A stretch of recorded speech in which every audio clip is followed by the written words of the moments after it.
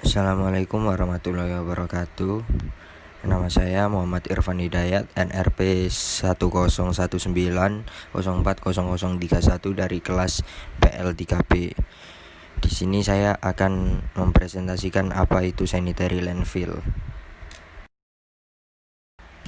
Sanitary landfill secara umum. Sanitary landfill ialah sistem pengolahan atau pemusnahan sampah dengan cara membuang dan menumpuk sampah di lokasi cekung, memadatkannya dan kemudian menimbunnya dengan tanah. Berikut adalah contoh gambar sanitary landfill. Di situ terdapat sampah yang kemudian ditimbun dengan tanah di lokasi yang cekung.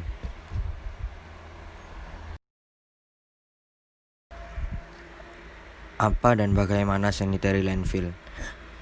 Pembuangan sampah di sanitary landfill ini dilakukan dengan cara ditimbun. Sebelum ditimbun, permukaan dasar sanitary landfill dilapisi terlebih dahulu dengan tanah lempung dan geomembran. Apa sih tujuannya?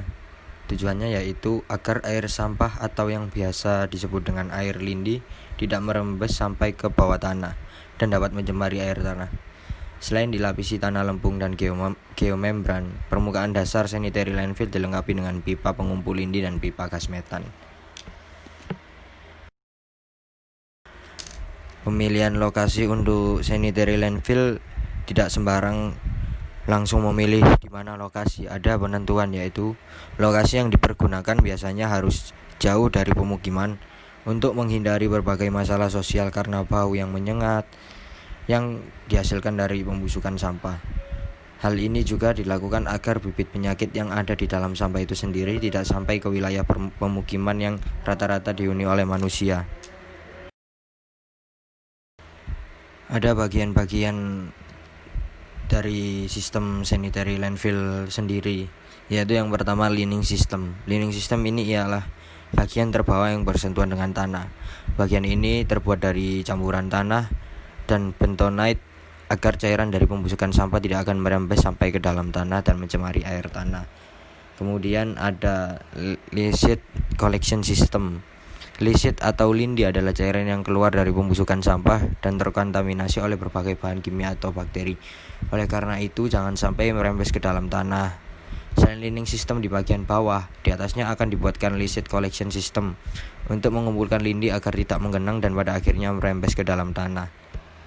Kemudian ada cover or cap system yang berguna untuk mengurangi air seperti hujan yang masuk ke dalam tumpukan sampah agar jumlah air lindi ini tidak semakin banyak. Kemudian ada sistem ventilasi. Sistem ventilasi ini bertujuan yaitu agar pembusukan sampah ini menghasilkan gas metana dan konsentrasi gas tanpa bisa disalurkan yang bisa beresiko menimbulkan ledakan. Dan yang terakhir yaitu sistem monitor. Seperti namanya sendiri, monitor, yaitu untuk mengawasi dan memberi peringatan dini jika terjadi kebocoran dalam sistem yang berbahaya bagi manusia dan lingkungan.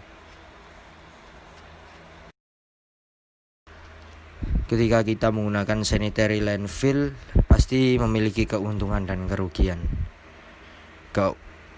Di sini saya akan membahas yang pertama, yaitu keuntungan. Keuntungan menggunakan metode ini ialah yang pertama murah, kemudian dapat menampung berbagai jenis sampah, dapat dipersiapkan dalam waktu yang singkat, atau bisa kita sebut pembuatannya itu memerlukan waktu yang singkat. Lalu dapat dirubah menjadi penghasil energi listrik, karena sampah dari yang dikatakan sanitary landfill ini nanti akan mengeluarkan gas metana yang bisa dijadikan bahan bakar penggerak turbin. Yang terakhir yaitu mengurangi polusi udara karena sampah-sampah tersebut berada di dalam tanah.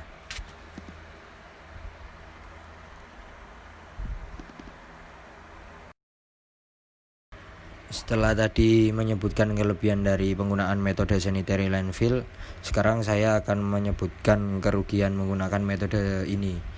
Yang pertama yaitu pencemaran air. Kenapa bisa dikatakan pencemaran air? Sampah-sampah yang terutama bahan organik atau kimia sering menghasilkan cairan yang dapat merembes ke dalam tanah dan bisa mencemari tanah dan air. Kemudian gas metana yang keluar dari proses pembusukan sampah jika tidak dialirkan dapat menimbulkan bahaya ledakan yang pernah terjadi di TPA Liwi Gajah beberapa tahun yang menimbulkan korban jiwa. Kemudian membutuhkan lahan yang luas, dan hal ini sulit tersedia di kota-kota yang sudah padat penduduknya seperti Jakarta, Surabaya maupun kota-kota lain. Lalu mendapat tentangan dari warga. Mengapa mendapat tentangan dari warga? Masalah sosial yang timbul karena lokasi TPA yang dulunya jauh dari lokasi pemukiman sekarang menjadi dekat akibat berkembangnya pemukiman penduduk. Dan yang terakhir yaitu butuh biaya transportasi yang mahal dan juga menghasilkan polusi udara tadi.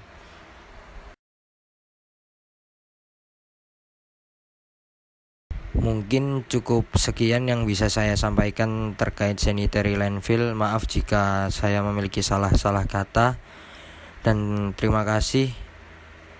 Assalamualaikum warahmatullahi wabarakatuh.